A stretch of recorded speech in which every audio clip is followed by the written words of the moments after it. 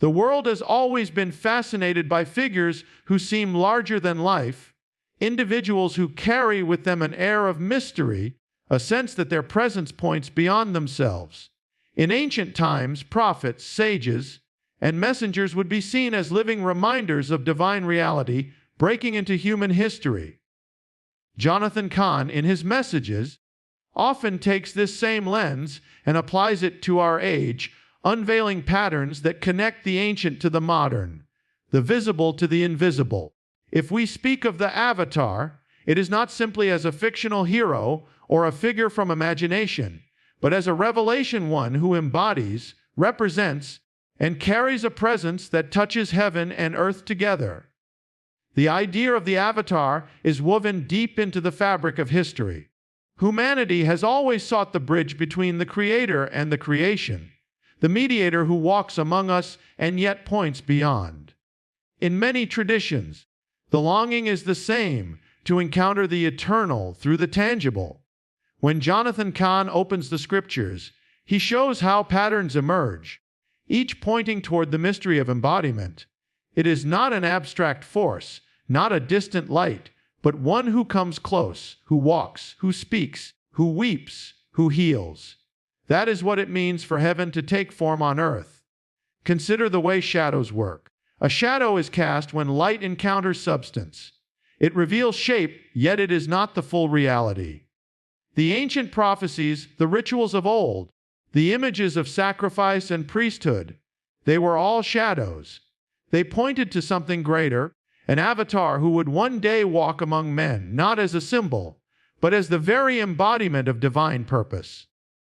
When the high priest entered the holy place, carrying the blood of atonement, he was acting out a reality that would one day be fully realized. When the prophet spoke of a suffering servant or a coming king, he was sketching the outline of what was yet to come. This pattern can also be seen in the cycles of history. Jonathan Cahn often reveals how events repeat, how ancient mysteries manifest again in modern times.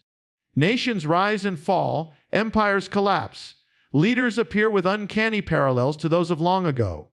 Could it be that the concept of the Avatar also manifests in history, not only in one supreme fulfillment, but in echoes, forerunners, and signs that remind humanity of the eternal presence at work behind the stage? When a leader embodies not only power, but also a message that stirs the soul, we catch a glimpse of that deeper reality. But the most striking element of the Avatar is not grandeur. It is humility. A true embodiment of the divine does not come cloaked in worldly pride, but rather in self-emptying. The Creator steps into the creation not to dominate, but to redeem. This is where the mystery takes its sharpest turn: power expressed through weakness, glory revealed through sacrifice. The Avatar is not a conqueror by sword, but a restorer through love. That paradox is the key. If you look for majesty without compassion, you will miss it. If you search for domination instead of redemption, you will not recognize it when it comes. This is why the world is often blind to what it most longs for. People expect the extraordinary to appear in fire and thunder, but it comes in gentleness and mercy. The true Avatar does not announce himself with trumpets of man, but is revealed in the still small voice, the words spoken into the human heart. Jonathan Cahn emphasizes again and again that we must have eyes to see the hidden patterns, ears to hear the quiet call, because otherwise we may miss the visitation altogether. And yet, the concept of the Avatar is not only about one great fulfillment long ago. It is also about a calling that reaches into our present lives. To be human is to be made in the image of the divine. That means every person has, in some measure, a calling to embody. Each one of us can carry a reflection of that greater Avatar into the world. When we forgive, when we show mercy, when we speak truth, when we stand for justice, when we comfort the brokenhearted, we become, in small yet real ways, avatars of light in a darkened age. Think of how a candle works. One flame is small, fragile even, yet it carries within it the power to spread. Light one candle from another, and soon 1,000 can blaze. The avatar ignites the first flame, but we are called to carry it. The world does not need more words only, it needs embodiment. It needs lives that incarnate what they profess, people who live not for themselves, but as vessels of a greater purpose. That is the legacy of the avatar, not only in sacred texts, but in the daily choices of those who walk in that path.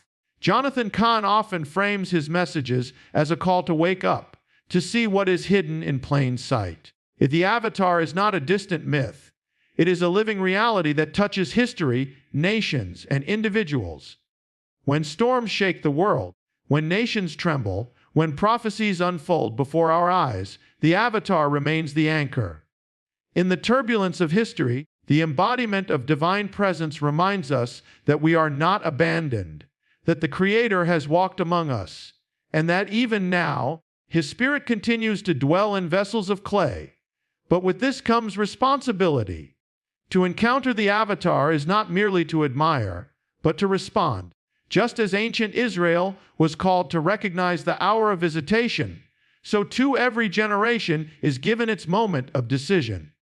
Will we live blind to the presence that stands among us, or will we open our eyes to see the eternal in the ordinary? That decision shapes destinies, both personal and national. The avatar is not neutral, it demands a response. And so the message continues: live as vessels, walk as reflections, shine as bearers of the flame.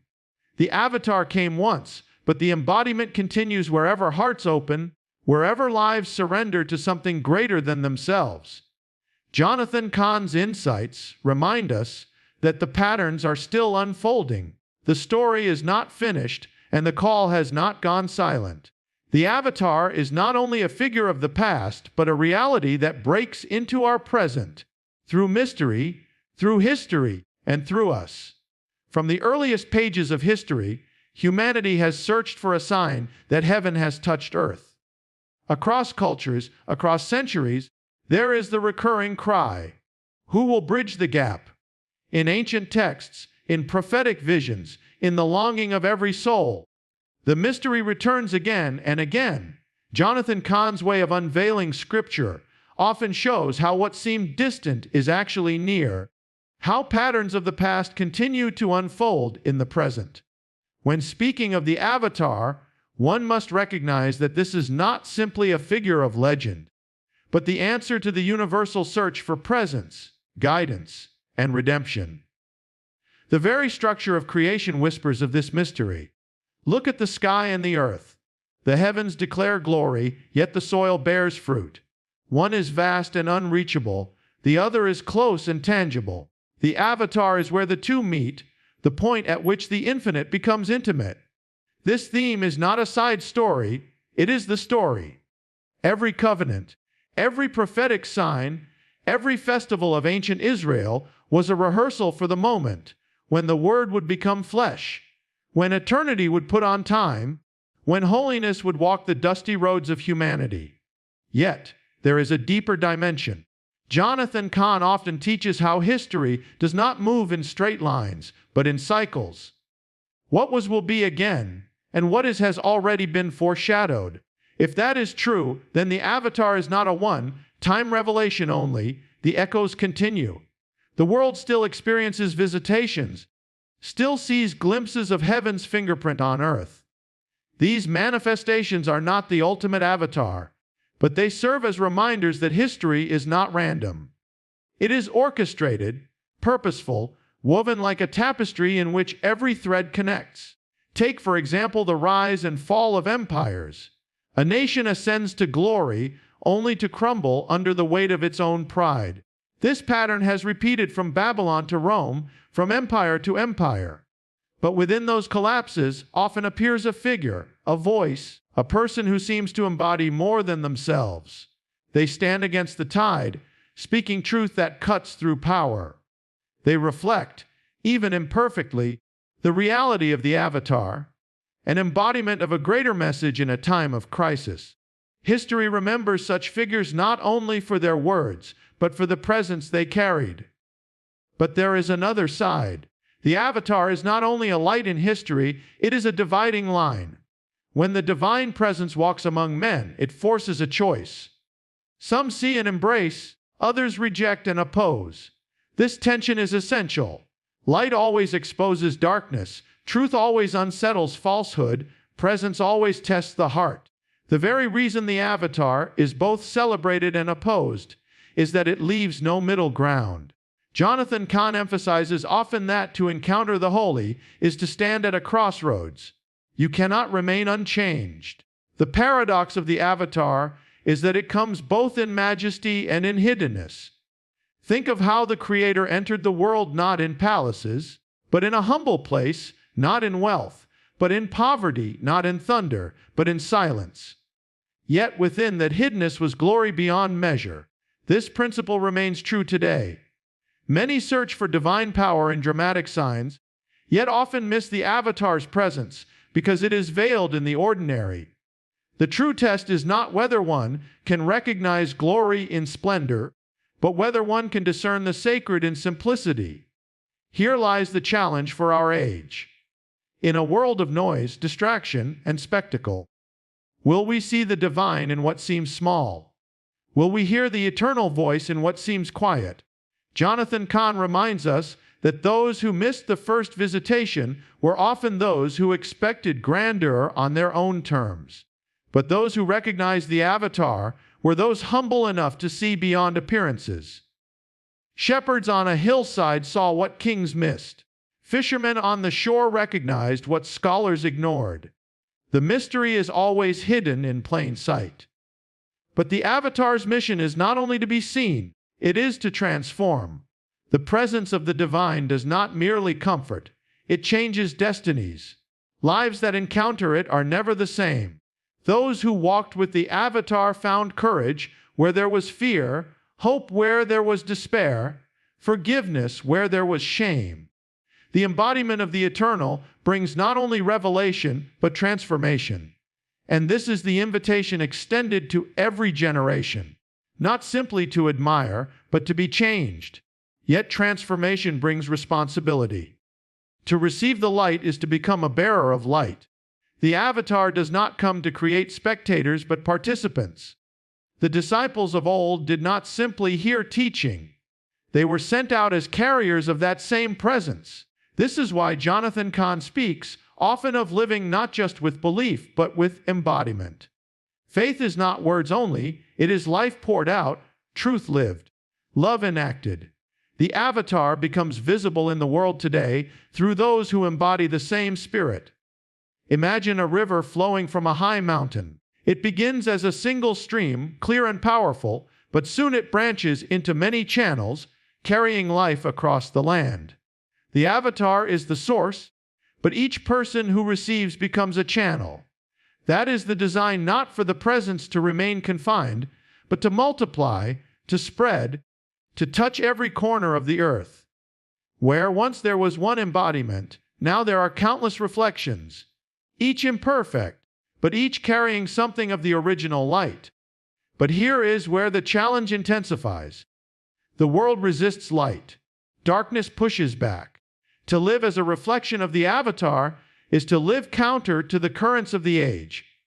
It is to stand when others bow, to forgive when others condemn, to shine when others hide. This path is not easy, but it is the only one that truly fulfills the calling. The Avatar showed the way, not by avoiding suffering, but by overcoming it. And those who walk in that same spirit must be prepared for the same resistance and the same victory. The message is clear: the Avatar is not a story locked in the past. It is a present reality, an ongoing presence, a call for this very hour. Every generation faces its moment of decision, and every individual is invited to see, to receive, and to embody. The divine presence still walks in the world, not through one visible form now, but through the countless lives that yield themselves to the higher calling. Jonathan Cahn's insights remind us that history itself is moving toward a culmination, a day when the veil will be lifted fully and the Avatar revealed in glory. Until then, the presence continues through those who walk in the light. The Avatar came once, and the Avatar comes still. The mystery is not finished. The story is still being written. Through you, through me, through all who dare to embody the presence of heaven on earth. Every story has its climax, every journey its destination, every prophecy its fulfillment. When we speak of the Avatar, we are not only speaking of the past or the present, but also of the future. Jonathan Cahn often reveals how prophecy is not just history remembered, but history foretold. What has happened is a pattern of what will happen. What was hidden in shadows will one day be revealed in full light. The Avatar is not only the embodiment that walked once, it is also the hope of return, the assurance that what began will be completed. History is not random. Empires rise, kingdoms fall, cultures shift. But behind it all is a divine hand weaving a tapestry. That tapestry points forward, toward an appointed day. The Avatar is the center of that story, the thread that holds all others together. From the first promise given in ancient times, it to the fulfillment in human history, to the ultimate return yet to come, the Avatar stands as the Alpha and the Omega, the beginning and the end. Think of a seed planted in the soil. At first, it disappears beneath the earth, hidden from sight. But in time, it breaks forth, sprouts, and grows into something far greater than what was sown. The Avatar's first coming was the seed planted in the soil of humanity. His presence was hidden, humble, often overlooked. Yet the fruit of that seed has spread across nations and centuries. Still, the seed's ultimate harvest is yet to be revealed. The day will come when the hidden becomes manifest, when what was planted in weakness rises in glory. Jonathan Cahn often points to how the signs of the times align with ancient mysteries. Just as the first coming was foretold by patterns in Scripture, so too the second coming is hinted at through unfolding events. The restoration of Israel, the conflicts among nations, the shaking of economies, the rise of false lights, all of these echo the ancient warnings. The Avatar will not remain hidden forever. The very currents of history are moving toward the moment of unveiling. But the return of the Avatar is not only about cosmic events. It is also about personal readiness. In the ancient parable, some kept their lamps burning, while others allowed the flame to die out. The difference was not in knowledge, but in vigilance. To live as if the Avatar could appear at any moment is to live with urgency, with focus, with devotion. Jonathan Cahn often calls believers not just to study prophecy, but to prepare their lives, because the greatest tragedy is not that the world is unready, it is that those who knew the truth were unprepared when the hour arrived. The Avatar's return also carries with it the theme of restoration. What was broken will be mended. What was lost will be redeemed. What was shattered will be made whole. Humanity's story has been one of exile and return, fall and redemption. Each cycle points to the final restoration. Just as exiles return to their homeland after years of wandering, so too creation itself will be restored to its original harmony. The Avatar is not only a redeemer of souls, but the restorer of the world itself. Mountains, rivers, nations, and peoples. All will be renewed when the presence that once walked humbly returns in glory. Yet, the promise of restoration does not erase the reality of judgment. Light exposes darkness, and the coming of the Avatar will reveal the truth of every heart. The day of unveiling is not only a day of joy, but also a day of reckoning. Those who embrace the light will rejoice. Those who rejected it will find themselves confronted with the reality they denied. This is not a message of fear, but of clarity. The Avatar's coming is the dividing line of history. It demands decision now, before the day arrives. And yet, within this solemn reality lies hope. The very reason the Avatar came once in humility was so that all might find mercy before the day of glory. The door is still open, the invitation still extended. Every life, no matter how broken, can still be touched by the presence of the Avatar. Jonathan Cahn often reminds his listeners that no one is beyond redemption. The same light that once entered the world in gentleness is still reaching hearts, calling all who will listen. For those who walk with this awareness, life takes on a new meaning. Ordinary days become extraordinary because each moment can be lived as preparation. Acts of kindness are not small, they are eternal investments. Words of truth are not wasted, they are seeds of destiny. Every prayer, every sacrifice, every step of faith becomes part of the unfolding story. To live in light of the Avatar's return is to live with purpose, is to understand that nothing is meaningless when connected to eternity. Consider how sailors navigate at sea. They fix their course not by the shifting waves, but by the steady stars. In the same way, those who follow the Avatar fix their lives not by the chaos of the world, but by the certainty of his promise.